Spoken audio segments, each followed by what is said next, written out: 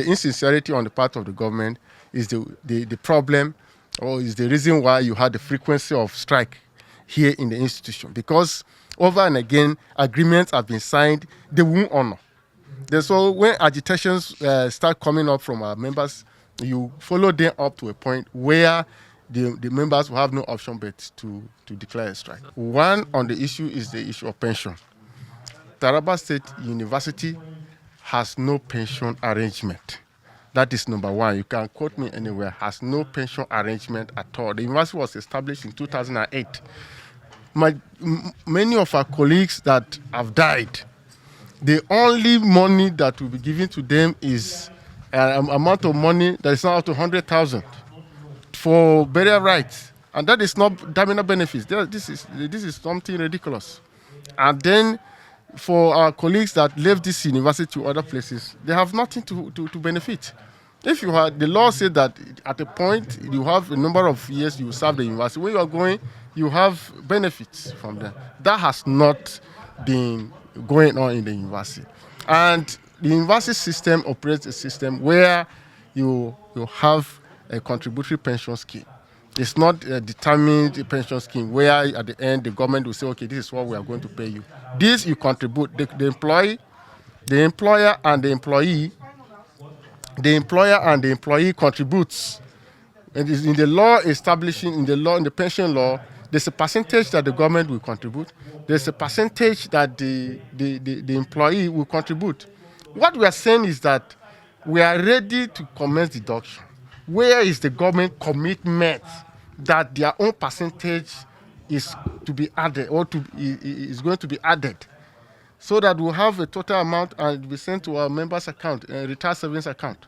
This is the point. And then on the issue of in-academic allowance, it has not been attended to since 2013. It has accumulated up to this point. Somebody will go and tell you that they have paid you salaries, but they don't tell you that our members are being stressed out because of the number of students. And there's allowance for that, called excess workload. They have not paid since 2013 to this point. They have not paid. And then we mentioned the issue of perimeter fence. They said, well, they have started the work, but up to now the work has not been, progress has not been significantly made. There's a point I want us to understand. The strike that has been declared is not only the branch that is in control of the strike. The procedure has been followed. We try to settle the issues within us here, and these issues could not be resolved. The national ASUU has to come in and interact with them and try to see how they'll get a commitment from them. That has failed. And then the national ASUU is the one that is in control of everything. If we have interaction with the government, we have to relay back to them, relay back to the Congress before a decision will be reached. It is not even good for us to wash our dirty linens in the public. Of all this period of strike, including the day they demanded the strike, we always have meetings with the executive members of ASUU. And I am shocked because at our meetings, we always agree that, yes, progress has been made. And they always agree with me. And I always tell them that, look, we are also pressing to ensure that we get more funding from the state government and from the federal. And they always agreed. And at the end of every meeting, they will tell me, okay, we will report to our members, and then we will report back. But the report back is to serve me with a letter of strike. When you serve a letter of strike, in fact, when the students are not around, there's nobody that is doing any meaningful work here, because we are here for the students.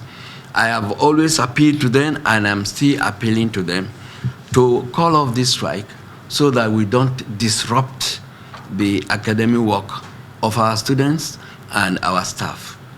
We can attain any solution to any problem when we are working cooperatively and in harmony, not in dispute and in strike. Because at the end of the day, I've always explained to them, and as I'm explaining to you now, even this strike continues for a long time, the solution will come when we sit down around a table and dialogue, and when we come back to work. So my appeal to my colleagues is for them to reconsider their decision and come back to work, so that we can attain the remaining parts of the demands that are yet to be met. We have started meeting, but I am not saying that we have met 100%. And it's not possible to get 100% of whatever you need. But if you have 75%, it's an A. And in this case, I can assure you that we have met more than 75% of their demands. So my appeal, and also through you and through the general public, is to further appeal to my colleagues to come back to work so that we have a normal working situation.